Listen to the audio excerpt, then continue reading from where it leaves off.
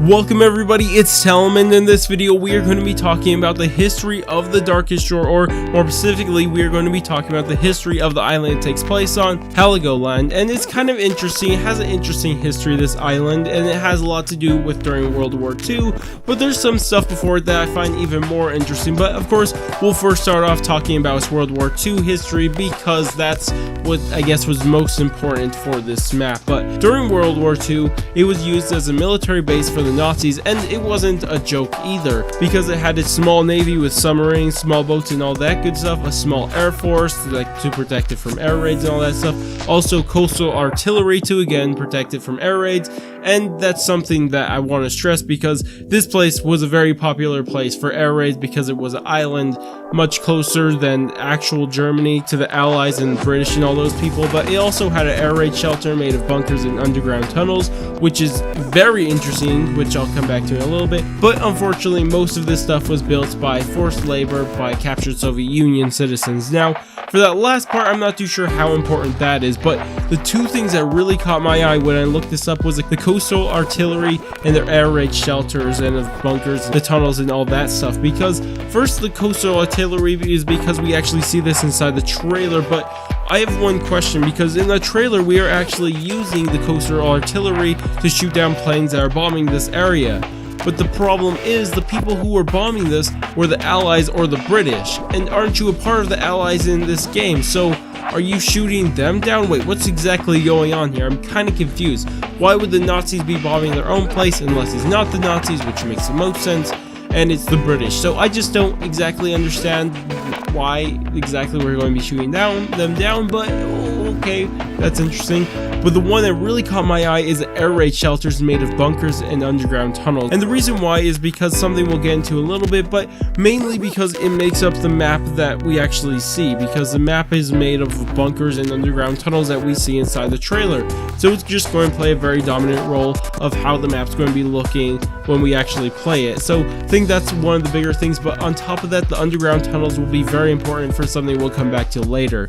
But another part of its history happened back in the 800s, so this was a really long time ago, but it's a kind of a story about a guy called Saint Willibord, and he of course was a Christian or Catholic, I'm not exactly sure, who went to this island. And when he arrived on this island of Heligo, he realized that the locals here were worshipping a pagan god named Fossite. But of course, since him not being a part of that religion, and it was cool back then to fight against different religions, he went and destroyed all their temples, or at least he thought he destroyed all their temples and all that good stuff, and of course went and baptized people there and killed a cow and scattered it around the island. And that last part is really weird.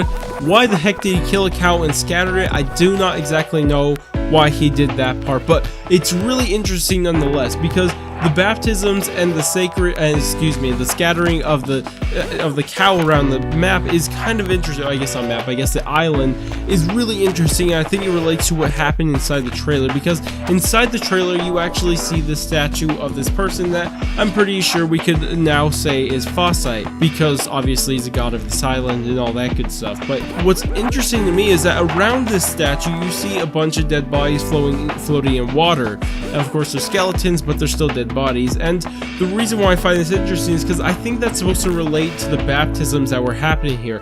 And what's still even more interesting is that you see the statue of Fossite holding a dead cow's head, or a skull of a cow I should just say. And I think that will again relate to what Willibord did on this island. And this makes me think that this happened after Willibord was there, because how would you know to build a statue with him holding a skull of a cow before that happened? It just seems like that's the order of ways that happened. And it gets even more interesting when we look up something that somebody else did. And this happened with another guy called Saint Louigerd, and it came about 50 years later after Willibord was here. And he pretty much did the exact same thing. He went and just went to everybody and tried to convert them to Christianity and all that good stuff. But what I found very interesting about his story is that there was a well mentioned in his story. He says a well that was sacred to the pagan god Fawcett, where he redecorated as his baptismal font. And this is really interesting because if you look where the statue of Fawcett is inside the trailer, it's obviously a well. And right there you see the statue and everything. And what did he do with it? He made a baptismal font, and again, what's around it? There's a bunch of water with dead bodies around it, which again will probably relate to the baptisms once again. Now there's one last story I gotta touch on. It's kind of interesting, and this is the hardest one for me to connect, but at the same time, it's the only one that I could really find a connection to our kind of previous story that was going on inside the Final Reich. How do you pronounce this? And it has to do with the Holy Emperor Charlemagne, and this is all happening in the 800s also, so this is before Frederick Barbarossa, and this is the only connection I found to him, because Charlemagne was on his quest to go and spread the Holy Roman Empire around everywhere, and of course he did so by finding the Fawcetts, or whatever they're called, the people who worship Fawcett.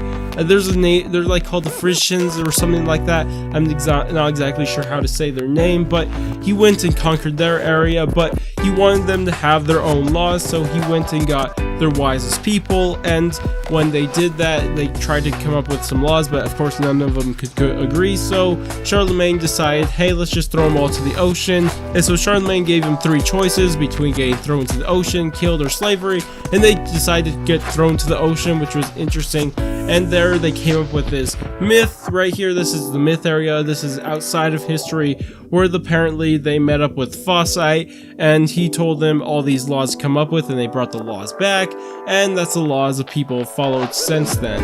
Now what's interesting is, and this kind of goes into the type of god Fawcett was, because he was a god of, what was it again? Justice. Now it's kind of interesting because Fawcett's a ripoff of Forseti from Norse mythology, but you pretty much do the same thing. But that's kind of what's going on here. Of course, this was just a bunch of information. I'm not exactly sure what to make of it just yet. Anyways, that's about it for me. Tell me what you guys think about all this. Tell me what you guys think they're going to be doing with Fawcett, especially with him being the god of justice, which doesn't make that much sense, because what's the god of justice have to do with the Nazis? I don't imagine any god of justice would want anything to do with the Nazis. But of course, we'll see what happens when we actually get it. But anyways, like I said, that's it for me. And if you guys did enjoy this video and left a thumbs up, subscribe, the bell, or anything like that, I thank you guys so much for doing so. But I'm going to go, and I will catch you guys on my next video.